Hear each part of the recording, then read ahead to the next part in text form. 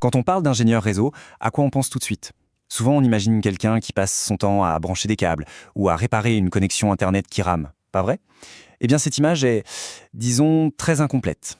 Aujourd'hui, on va creuser un peu plus loin, on va décortiquer ce que fait vraiment un ingénieur réseau. Et on va voir que c'est un rôle bien plus stratégique, bien plus complexe qu'on pourrait le croire. Et pour bien commencer, tenez, écoutez ça. C'est une citation qui vient d'un blog technique, d'un ingénieur réseau lui-même. Il dit en gros « Les gens sont surpris quand je leur dis que moins de 80% de notre travail est strictement lié au réseau. » Moins de 80%? Ça va un peu à l'encontre de tout ce qu'on imagine, non? Ça veut dire qu'une grosse partie de leur journée, eh bien ils font autre chose. Mais quoi, au juste? Ce graphique, il met les choses au clair. Regardez, seulement 20% du temps, le petit segment, c'est ce qu'on pense être le cœur du métier, construire, réparer les réseaux. Et les 80% restants? Eh bien, c'est un énorme mélange de gestion de projet, d'opération, de support. C'est là, dans cette grosse part du gâteau, que se cache la vraie nature de leur boulot. Alors voilà ce qu'on va voir ensemble. D'abord, on va aller au-delà des simples câbles. Ensuite, on va regarder le plan de l'architecte numérique. Puis, on ouvrira sa boîte à outils pour voir ce qu'il y a dedans. On passera une journée type avec un ingénieur. Et enfin, on se demandera à quoi ressemble l'avenir de ce métier. Allez, c'est parti. Bon, première étape, le plan de l'architecte numérique. Parce que oui, si le travail ne se résume pas à brancher des fils, alors c'est quoi le vrai rôle? Eh bien, il faut vraiment les imaginer comme des architectes, mais pour le monde numérique. Si on regarde la définition officielle, ça parle de conception, de mise en œuvre, de gestion de réseaux informatiques. Ok, mais les mots vraiment importants, c'est physique et logique. C'est là toute la subtilité. Ça veut dire qu'il y a deux facettes, deux dimensions complètement différentes dans ce métier. Et cette double casquette, on la voit très bien ici. D'un côté, on a l'infrastructure physique, pensez aux fondations d'une maison, les routeurs, les commutateurs, les câbles, tout le matériel qu'on peut toucher. Et de l'autre côté, on a la topologie logique. Ça, c'est le plan de l'architecte. C'est le schéma qui dit comment les données vont circuler, quel chemin elles vont prendre pour aller d'un point A à un point B. L'ingénieur doit être maître des deux. Ok, maintenant qu'on a le plan, voyons la boîte à outils. Pour construire tout ça, ces architectures numériques, il faut des compétences, bien sûr, mais aussi des logiciels bien spécifiques. Allons voir ce qu'il y a dedans. Cette pyramide, elle est super intéressante. Regardez bien la base. Tout commence par des compétences personnelles. La fiabilité, la curiosité. Juste au-dessus, on a le côté académique et pro. L'esprit critique, le travail d'équipe. La technique pure, le truc qu'on associe directement au métier, elle n'arrive que tout en haut. C'est la pointe de l'iceberg, en fait. Et quand on y pense, c'est hyper logique. Ça part de la base, être capable d'apprendre tout le temps, parce que la tech, ça n'arrête jamais de bouger. Ensuite, le travail d'équipe, c'est crucial. On ne fait jamais rien tout seul dans ces métiers. La sécurité, évidemment, c'est un pilier. Et seulement après tout ça, on arrive au savoir-faire technique pur. Concevoir, dépanner, ça dessine le portrait d'un profil super complet, bien au-delà du simple technicien.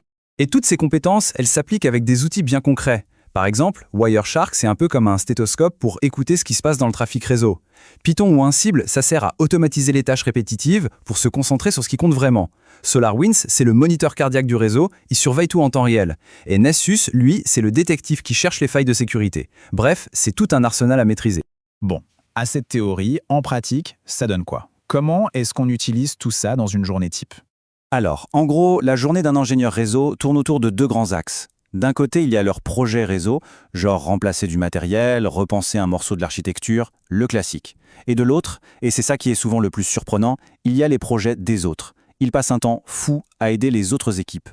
Jusqu'à la moitié de leur temps de projet peut y passer. C'est énorme. Mais pourquoi? Bah c'est simple. Aujourd'hui, quasiment tous les projets informatiques touchent au réseau.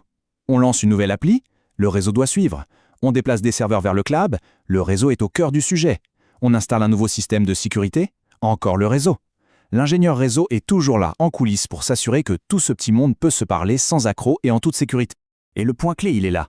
L'ingénieur réseau, c'est la seule personne qui a une vue d'ensemble, une vision à 360 degrés de comment toutes les pièces du puzzle s'emboîtent.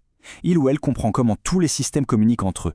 C'est pour ça que leur présence est si précieuse, même si le problème ne semble pas être un problème réseau. En fait, ce sont un peu les garants de la cohérence de tout l'écosystème.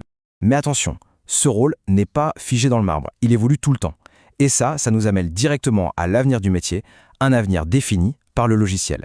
La grande révolution qui est en train de tout changer, ça s'appelle le SDN, pour Software Defined Networking.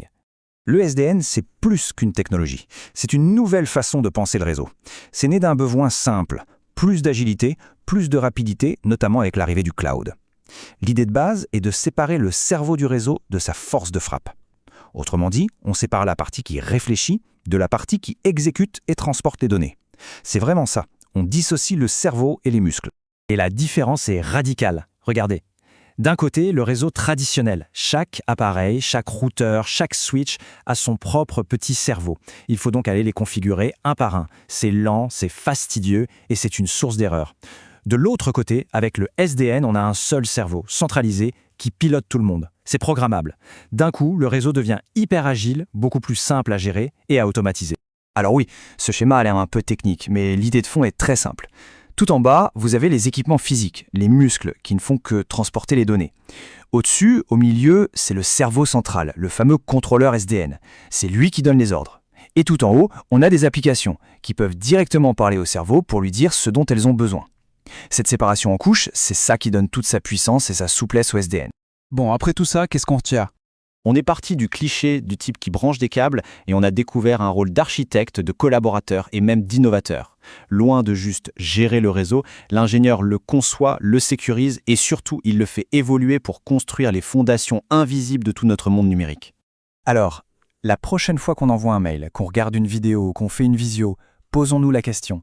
Sur quelle route invisible nos données voyagent-elles? Et qui sont les architectes qui ont dessiné et construit ces autoroutes de l'information? Eh bien, ce sont eux, ces ingénieurs réseau, les architectes de l'ombre, qui rendent tout ça possible.